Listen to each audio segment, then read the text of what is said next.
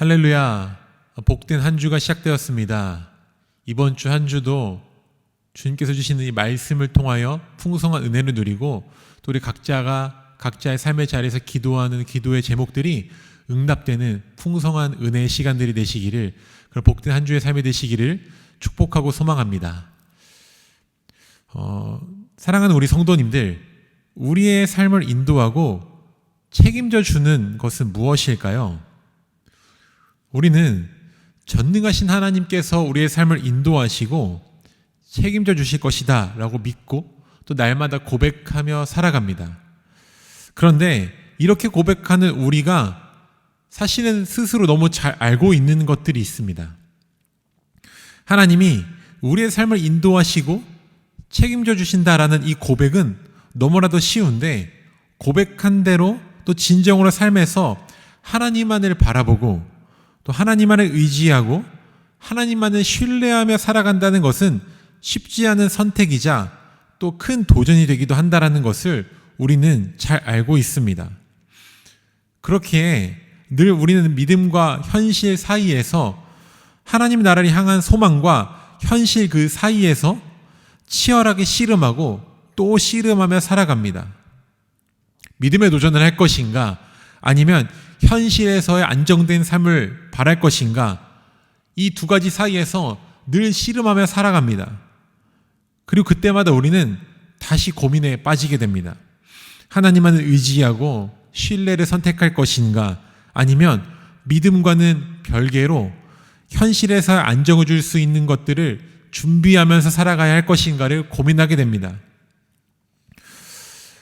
오늘 우리가 읽은 본문에 등장하는 단지파와 미가의 모습을 우리 함께 간략히 살펴보고자 합니다. 미가는 은으로 신상을 만들었고 그 신상을 자신의 집에 세워둡니다. 그리고 제사장을 세울 권한이 없었던 미가이지만 그는 레위 청년을 고용하여 그에게 제사장의 역할을 담당하도록 임무를 부여합니다. 하나님의 법을 마치 어기지 않는 것처럼 교묘한 방법을 선택하여 레위 청년을 고용하여 제사장을 세운 것입니다. 이 미가는 자신을 위한 신과 제사장을 세우게 됩니다. 그런데 이러한 악행에, 교묘한 악행에 동참하는 한 무리가 또 등장을 하게 되는데 바로 단지파입니다. 하나님은 단지파에게 분명 가나안 지역의 일부를 분배하여 주셨습니다. 그런데 그들은 자신들의 분배받은 땅의 거주민이 자신들보다 강한 힘을 가졌다는 핑계로 그 땅을 정복하기를 포기하게 됩니다. 그리고 자신들의 소견대로, 자신들의 판단에 옳은 대로 연약한 존재였던 라이스 땅의 백성들의 땅을 정복하게 됩니다. 그들의 정복은 분명 하나님의 뜻을 벗어나는 행위였습니다. 그런데 그들의 악행은 여기서 끝나는 것이 아닙니다. 라이스를 정복하기 전 그들은 미가의 집에 있던 신상과 레위 제사장을 탈취하여 빼앗아 오게 됩니다. 그리고 단지파 자신들의 땅에 신상을 세우고 우상을 숭배하게 됩니다. 이 미가도 또 이 단 자손들이 동일하게 범했던 행동들이 있습니다. 우리 사사기 17장 3절에서 5절의 말씀과 18장 30절의 말씀을 우리 함께 읽어보도록 하시겠습니다. 먼저 사사기 17장 3절에서 5절의 말씀입니다. 미가가 은 1,100을 그의 어머니에게 도로 주매 그의 어머니가 이르되 내가 내 아들을 위하여 한 신상을 새기며 한 신상을 부어 만들기 위해 내 손에서 이 은을 여호와께 거룩히 드리노라.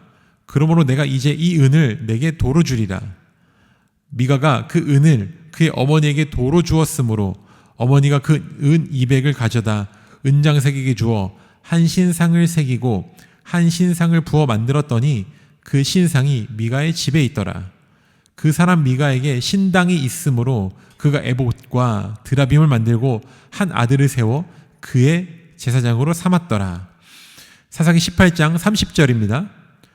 단 자손이 자기들을 위하여 그 새긴 신상을 세웠고 모세의 손자요 게르솜의 아들인 요나단과 그의 자손은 단지파의 제사장이 되어 그 땅 백성이 사로잡히는 날까지 이르렀더라. 미가와 단 자손들이 동일하게 했던 행동들이 있습니다. 바로 자기들을 위한 신을 세우고 자기들을 위한 제사장을 세워 자기들을 위한 예배를 드렸다라는 것입니다. 자기들을 위해 신을 세웠다라는 것은 곧 하나님을 온전히 믿고 신뢰하지 않았다라는 증명이 되는 것입니다. 그 이유와 동기가 어떠하던 자기들을 위한 신을 세웠다라는 것은 온전히 하나님을 믿고 신뢰하지 않았다라는 것이죠.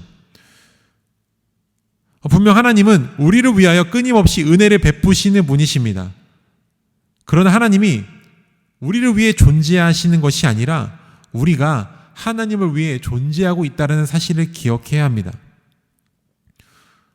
우리를 위한 신을 세우는 것이 아니라 우리의 주인 되시는 그 하나님을 위해 우리가 존재하고 있다는 것을 우리는 반드시 기억해야 합니다. 이 믿음이 있을 때 삶의 어떠한 고난과 어려움들이 찾아온다고 할지라도 우리는 흔들리지 않고 무너지지 않는 그 믿음 위에 살아갈 수 있게 되는 것입니다. 어떠한 시험과 유혹이 찾아온다 할지라도 그 유혹과 시험과의 싸움에서 우리는 반드시 승리하게 될 것입니다. 전능하신 하나님께서 우리의 삶의 발걸음을 어떠한 방향으로 인도하시듯이 그 발걸음이 최선의 길이요 최고의 은혜의 길이라는 사실을 우리는 인정하게 될 것이고 그 믿음 위에서 어떠한 시험과 유혹도 굳건히 싸워 승리할 수 있게 될 것입니다.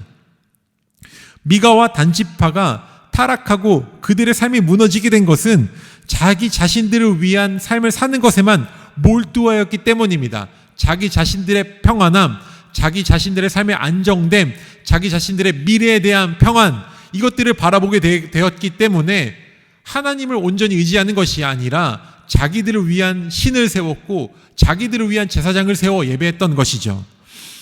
사랑하는 성도님들, 우리의 삶을 인도하고 책임져 주시는 것은 세상의 그 어떤 것도 무엇도 아닌 오직 하나님 한 분뿐이십니다. 때로 삶의 고난과 어려움들이 찾아온다고 할지라도 절대 흔들리지 않기를 소망합니다. 기꺼이 고난에 참여합시다. 기꺼이 어려움에 참여하고 기꺼이 우리에게 주어진 삶의 모든 어려움들을 능히 감당해냅시다. 하나님이 함께 하신다면 우리는 모든 것들을 감당해낼 수 있고 반드시 이겨낼 수 있을 것입니다. 하나님은 우리 연약함 그 자리에 그대로 내어두시는 분이 아니시기 때문입니다. 하나님은 이길 힘을 주시고 더 큰 은혜로 우리의 삶을 채워주실 것입니다.